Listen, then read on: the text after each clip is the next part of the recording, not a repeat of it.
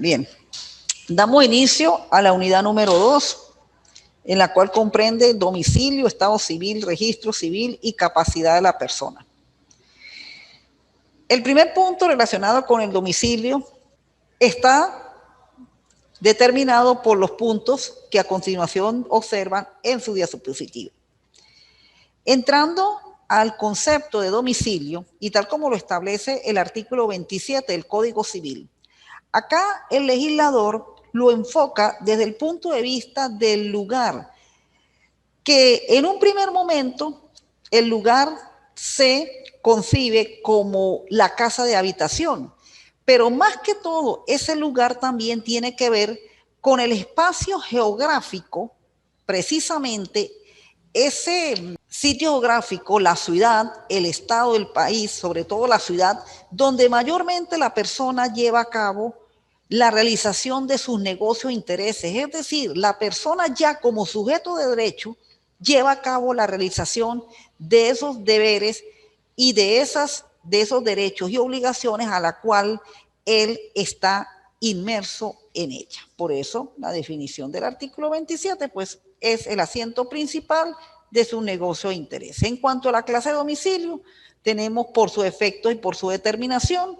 En cuanto al primero, de acuerdo a el domicilio general, es la ley lo concibe en donde allí lleva a cabo importantes efectos para la realización de esos derechos e intereses. Y la determinación porque puede ser voluntario y libre, porque hay determinados momentos en donde la persona pues voluntariamente y libremente va a determinar dónde va a establecer su domicilio. En cuanto a la importancia práctica del domicilio, esto es importante sobre todo tanto desde el punto de vista del derecho civil, donde ella lleva a cabo la realización de los negocios. Y precisamente dentro de esa realización de los negocios e intereses es donde la persona va a tener precisamente ese vínculo para lo determinado cuando se presenta en caso de declaración de ausencia, cuando se presentan situaciones en el derecho de obligaciones en la cual se va a determinar dónde se debe llevar a cabo el cumplimiento de esas obligaciones, y también en cuanto al fuero procesal, donde se deben instaurar las demandas o las acciones judiciales cuando precisamente se llevan a cabo los procesos y la jurisdicción a impartir cuando se presenten la resolución de los conflictos. En cuanto al domicilio general y la normativa legal del artículo 27, pues ahí tenemos esas características importantes o todo lo que abarca este artículo en lo relativo a qué es el domicilio de la persona, dónde habita, dónde está con su familia más inmediata, la habitación que debe corresponder una duración, una continuidad del lugar, condiciones materiales de dicha habitación, lugar donde se encuentran situados los bienes, lugar donde lleva a cabo su profesión o oficio, lugar donde tiene sus cuentas bancarias, y hasta desde el punto de vista de la parte fiscal también es importante el domicilio. En cuanto a los domicilios especiales, pues son aquellos domicilios en la cual la normativa legal los establece porque hay determinadas situaciones, determinados actos o determinados estatus de la persona en la cual le indica que tiene que ser ese su domicilio. Y como ustedes lo observan en sus diapositivas, pues estos son más que todo domicilios establecidos por la ley, como el de las personas jurídicas, el artículo 28, el domicilio, el cambio de domicilio, artículo 29, el de los funcionarios públicos, el 30, la elección del domicilio especial, 32, el domicilio de los cónyuges, de los niños, de los emancipados, de los entredichos, artículo 23, del servente independiente, 34, y del demandante o demandado cuando está domiciliado en extranjero por causas que tenga en Venezuela. Aquí solamente me voy a detener para más o menos hacer una lectura con respecto a un artículo bien importante, como lo es el artículo 28, relativo a la persona jurídica, cuando dice el domicilio de las sociedades, asociaciones, fundaciones y corporaciones, cualquiera que sea su objeto, se halla en el lugar donde esté situada la dirección administración, salvo lo dispuesto en los estatutos o en leyes especiales. Otro caso de domicilio especial, el artículo 33, el domicilio de cada uno de los cónyuges se determinará conforme a lo dispuesto en el artículo 27, es decir, donde fijarán el domicilio conyugal. Igualmente que en el caso del menor, el caso de los padres tienen domicilio distinto al del domicilio conyugal, determina el domicilio del menor, y en el caso de la guardia y custodia, pues el domicilio de ellos será el domicilio de quien tenga la guarda del menor. En el caso de los dependientes, los entredichos, los sirvientes, en el artículo 34, y acá con respecto al artículo 35 y 36, pues es un caso especial donde precisamente se determina lo que es el fuero jurisdiccional cuando la persona, aunque viva fuera de Venezuela, esté en condición de demandante y demandado. En el primer caso, en el artículo 35, que es el caso del demandado, la norma establece lo siguiente: pueden ser demandados en Venezuela aún los no domiciliados en ella por obligaciones contraídas en la República y que deben tener ejecución en Venezuela. Y en el caso del artículo 36, el demandante no domiciliado en Venezuela debe afianzar su pago o lo que pudiera ser juzgado y sentenciado y no ser que posea en el país bienes en cantidad suficiente, salvo que dispongan leyes especiales. Esta situación tiene que ver precisamente con el caso en que cuando sea demandante o sea demandado no domiciliado en ella, precisamente tanto el uno como el otro tienen que reunir condiciones muy especiales. Por eso, ese es un domicilio especial y la normativa legal determina cómo es que va a funcionar ese domicilio especial. En el caso del demandado, el primero, el artículo 35, uno de los supuestos que establece la ley es que lo que se va a demandar, es decir, lo que va a ser el objeto de la pretensión, es una obligación que se contrajo en Venezuela y la sentencia se va a ejecutar en Venezuela.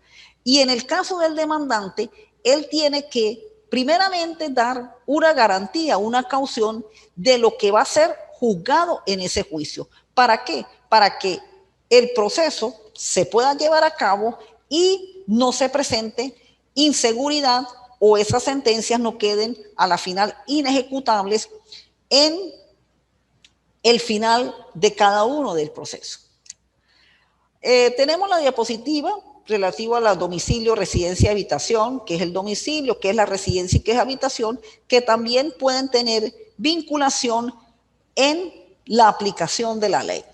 Bueno, en el caso de la muerte, pues ya la muerte es precisamente el acto final del ser humano. Desde el punto de vista biológico, pues es la cesación del funcionamiento de sus órganos vitales, sobre todo lo que tiene que ver con el corazón y la función cerebral. Desde el punto de vista jurídico, pues para que la muerte sea decretada, pues tiene que ser constancia la muerte física y ella se prueba con el acta de defunción.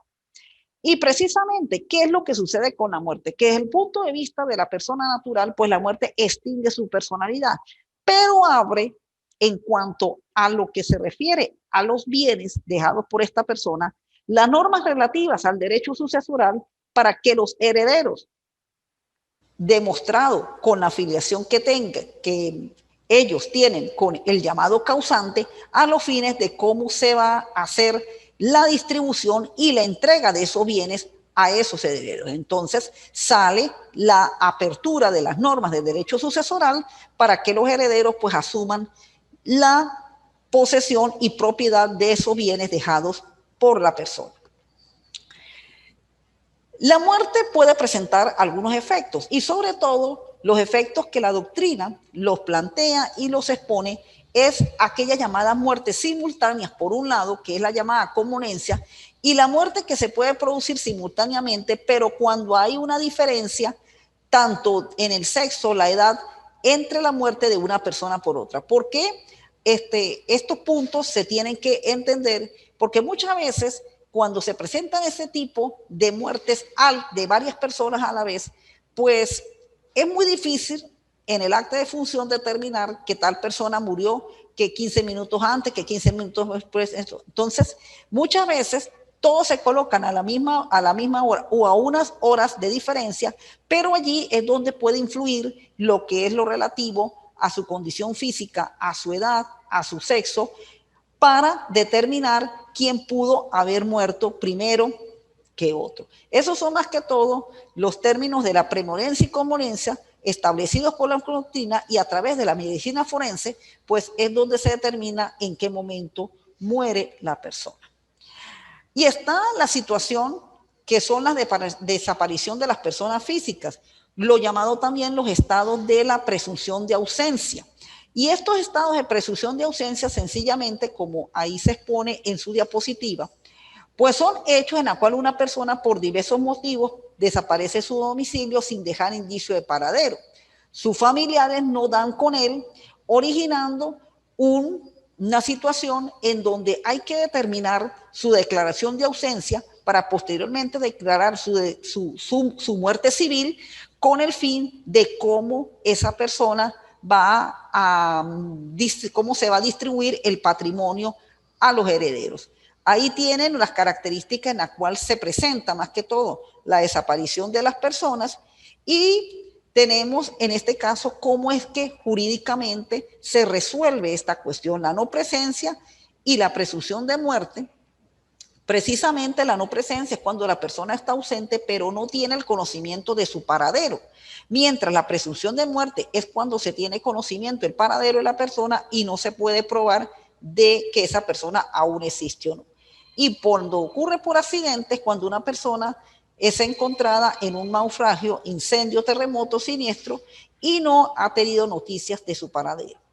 Ahora, ¿cómo es que se resuelve jurídicamente estas situaciones de la no presencia, tanto desde el punto de vista de la desaparición como por el accidente? Esto se lleva a cabo a través de la jurisdicción de primera instancia, primero para declarar la ausencia de la persona y posteriormente, a través de la sentencia, declarar la muerte de la persona, la muerte física, e insertar esa sentencia para que sea probada la muerte y de esa manera pues poder hacerle su distribución a ese patrimonio. Pero este es un procedimiento que se lleva por etapas. Generalmente en el procedimiento de declaración de ausencia para declarar la muerte civil, primeramente quienes se interpone esta demanda ante la jurisdicción civil tienen que hacerlo en un espacio de entre 6 meses a 2 años en que se tenga la declaración de ausencia.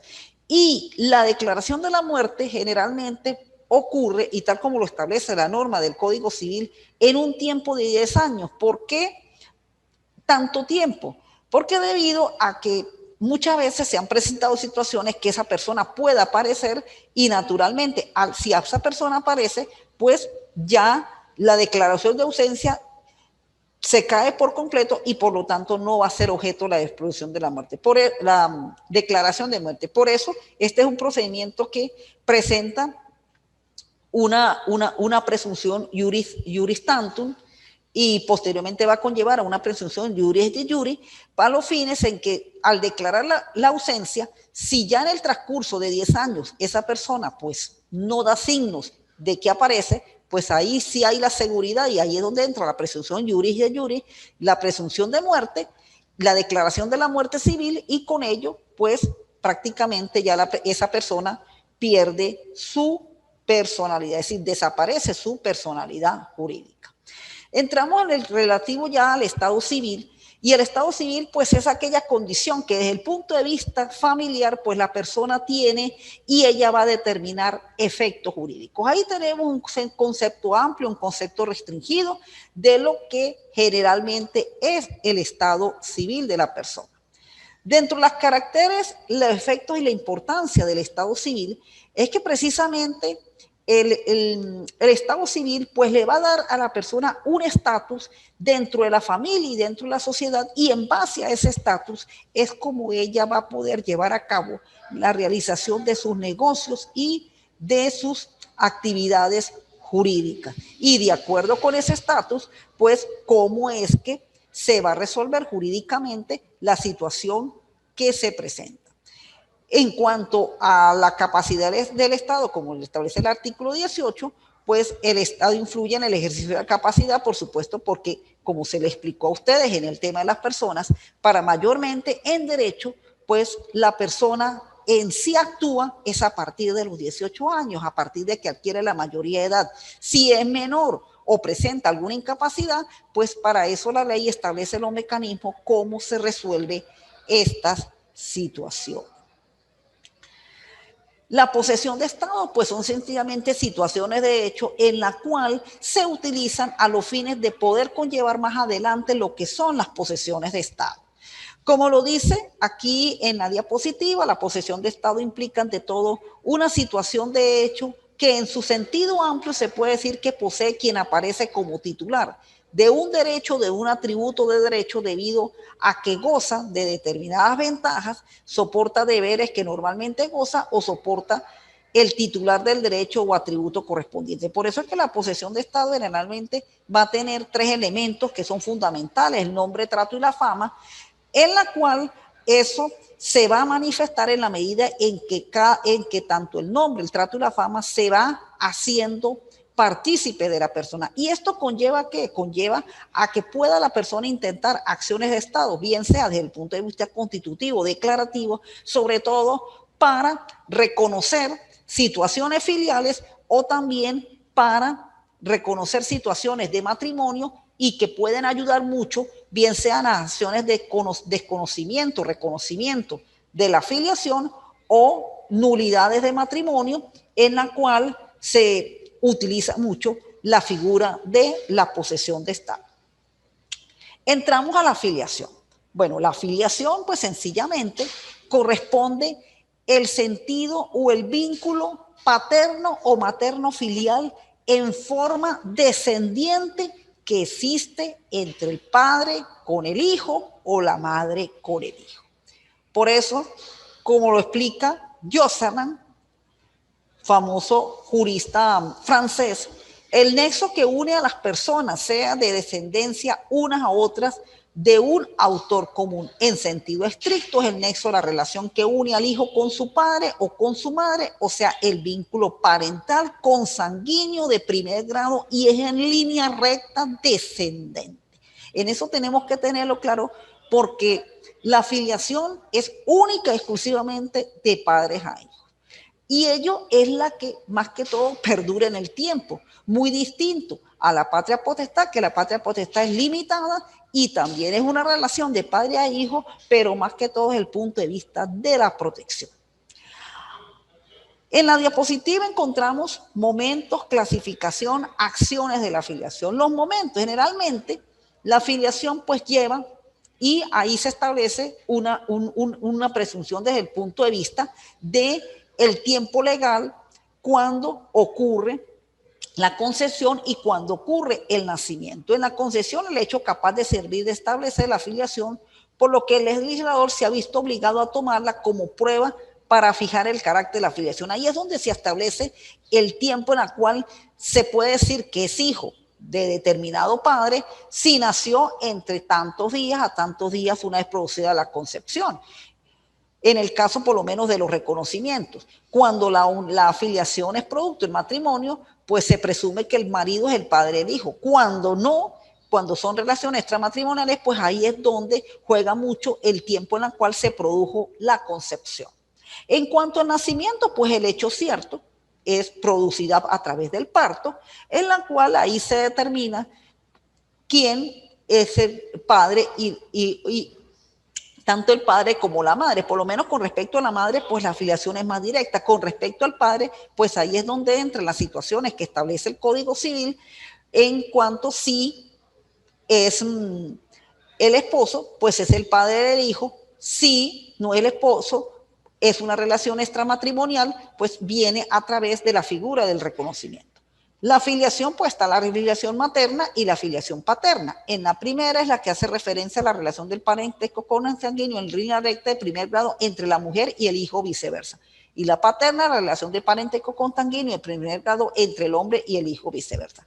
Y las acciones precisamente son aquellas que están establecidas en la ley respecto a que el hijo o el padre puede reclamar esa acción filial. Puede ser acciones de paternidad, acciones sobre la maternidad.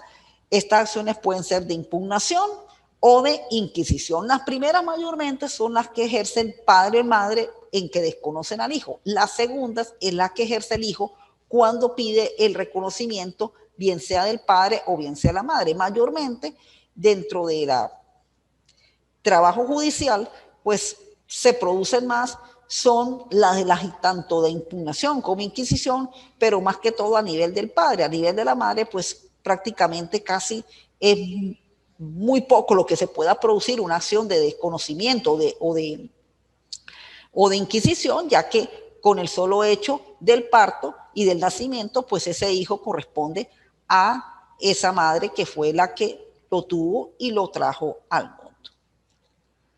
El registro civil. Bueno, precisamente, así como el estado civil, pues son aquellas relaciones, aquel vínculo en la cual se genera de la persona, tanto dentro del entorno social, dentro de la ciudadanía, como dentro de los estados familiares, pues precisamente esas situaciones donde se van a inscribir precisamente es en el registro civil. Y el registro civil es la institución del Estado por el cual se encuentran precisamente la identificación y el expediente de la persona. Dentro del fundamento jurídico tenemos que la propia Constitución de la República Bolivariana, en el artículo 292, corresponde al poder electoral todo lo relativo con la institución del registro civil, organización, legislación y cómo es que se redactan las actas tanto de nacimiento, de matrimonios como de defunciones. Está la ley orgánica del registro civil, que es una ley nueva del año prácticamente 2009, en la cual pues tiene que ya ser adquirida por ustedes, y tenemos el Código Civil que se aplican a aquellas disposiciones que no fueron derogadas por la ley de registro civil, sobre todo lo que es el valor probatorio de las partidas del registro civil que todavía se encuentran en el Código Civil. La importancia, bueno, la importancia del registro civil, como ahí se les coloca en su diapositiva y como lo tienen ustedes en su material de apoyo, es que van a servir de fuente de información sobre todo el estado de suministrar medios probatorios para la obtención señalada y eficacia de demostrar el estado de las mismas. Se dice que un registro civil bien organizado puede y debe prestar grandes servicios, tanto a la esfera del derecho público, relación militar, la elaboración de listas electorales, legitimar la realización de los actos jurídicos, como en el derecho privado, en el derecho de familia, relación a los impedimentos matrimoniales, derechos y deberes de parentesco, y en el derecho patrimonial en la relación de la capacidad negocial. El registro civil tiene sus fundamentos como las normas del derecho civil en el derecho romano, donde en la época del emperador Servio Tulio comenzaron los registros domésticos y los censos romanos. En la Edad Media ya aparecen generalizados registros de párrocos católicos, sobre todo en los tres hechos: nacimiento, matrimonio y defunciones, y que corresponden a las tres ceremonias religiosas: bautismo, matrimonio y exequias. Con la Revolución Francesa, ya en la Constitución de 1793, se estableció el registro de nacimiento, matrimonio y defunciones a todos los habitantes llevados por los funcionarios públicos. Y en Venezuela, como se explicó en el primer tema de la evolución del derecho civil y de la evolución del Código Civil en Venezuela, fue en la reforma de 1873, en el gobierno del presidente general Antonio Guzmán Blanco, cuando se estableció el registro civil, y en la cual el Estado pues lleva a cabo la institución del registro civil, registrando los libros, registrando los nacimientos, matrimonios y defunciones, y le quita a la Iglesia Católica la función de registrar estos actos civiles. Ahí tenemos la organización del registro civil llevado a cabo por la ley de registro civil. Ahí está en sus diapositivas cómo se organiza, la dirección, el Consejo Nacional Electoral como órgano principal de la organización del registro civil. La inscripción corresponde a registrador y registradoras civiles, la distribución territorial o las oficinas tanto municipales, parroquiales, de cada uno de los municipios y parroquias en la cual Está constituida la República, unidad de registros civiles accidentales y los programas extraordinarios de inscripción, sobre todo en el caso de los niños y adolescentes que primeramente pues en los centros maternos o centros hospitalarios tienen hay un funcionario de registro civil temporal hasta mientras se redacta el acta definitiva en hacer el registro civil. Los archivos, el expediente y la información y publicidad, automatización y certificación electrónica, tal como lo mandan los artículos 59 al 71 de la ley. El funcionamiento del registro civil, así como lo establecía en el Código Civil y ahora en la Ley de Registro Civil, el funcionamiento se lleva a cabo por libros y actas del registro civil. La Ley de Registro Civil pues, establece la organización de los libros y cómo se deben llevar a cabo estas actas, en la cual se inscriben los requisitos mismos a las autoridades que son propias de la Ley Orgánica del Registro Civil para establecer su validez. Ahí está la normativa, los artículos 72 al 83 de la ley, cómo es que se llevan a cabo la redacción y la legalización de estas actas. Ahí tenemos los hechos y los actos que mayormente se llevan a cabo a través del registro civil y que están contemplados en la Ley de Registro Civil.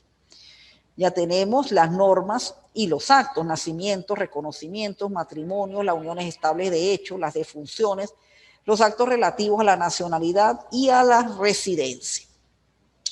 La inserción y rectificación de las actas de registro civil, tanto la normativa de la Ley de Registro Civil como del Código Civil establece cómo es que se llevan a cabo estos actos de inserción y rectificación de actas. Y ahora, ¿en qué consiste esto, inserción y rectificación de actas? Pues son sencillamente aquellas modificaciones en la cual puede presentar el acta de nacimiento, el acta de defunción o el acta de matrimonio cuando ella es elaborada. Generalmente la rectificación tiene que ver con arreglo de errores cometidos. Puede ser errores tanto de forma como de fondo. Aquellos que son de forma pues se resuelven por la vía administrativa, de acuerdo con el 148 de la Ley Orgánica de Registro Civil. Aquellos errores que son de fondo, pues tiene que aplicarse el procedimiento judicial establecido en el Código de Procedimiento Civil, como lo establecen los artículos 768 y siguientes del Código Civil. La inserción, pues, es la elaboración de la partida, sea de nacimiento, matrimonio o defunción, que en su momento no fue llevada a cabo y se necesita hacer esa acta para hacer la prueba precisamente de la información que se necesita con respecto a la situación en que esa persona se encuentra. El cambio de nombre ya fue explicado y la inserción de partida en el artículo 151 de la Ley Orgánica de Registro Civil. Ahí tenemos lo que son las pruebas supletorias, el valor probatorio de las actas, precisamente todo lo relativo a la información, a la situación en la cual las personas se encuentren, a la manera en la cual, cómo se llevaron a cabo los actos de matrimonio, si en cuanto a las defunciones, las causas de la muerte, los herederos, la existencia de patrimonio, no, es decir, una información muy importante que da este tipo de documentos y por eso es verdaderamente estas actas tienen importante valor probatorio a los efectos de determinar la situación existencial de la persona.